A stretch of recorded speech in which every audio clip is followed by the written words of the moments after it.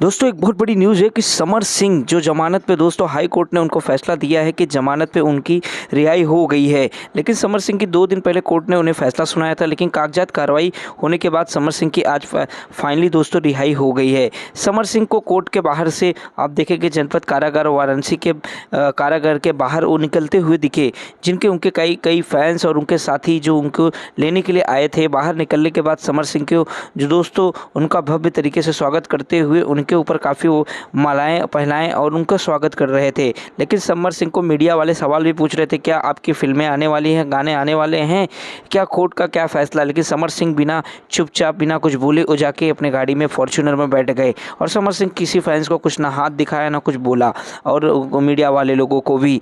तो समर सिंह दोस्तों क्या छूटने के बाद क्या फिर से एक बार फिर से कम बैक कर रहे हैं अपने गाने और फिल्मों की तरफ, ये देखा जा सकता है। लेकिन दोस्तों अब तक क्या समर सिंह को पूरी तरह से उनकी फैसला नहीं दिया गया है और समर सिंह इस समय उनके ऊपर दोस्तों सिर्फ जमानत पर छूटे हैं और लेकिन उनके ऊपर अभी भी केस दोस्तों चालू है। दोस्तों आकांक्षा दुबे की मम्मी जो हैं मधु दुबे, उन्होंने भी बोला कि यह कोर्ट का फैसला हाई कोर्ट में नहीं तो सुप्रीम कोर्ट तक जाएंगी।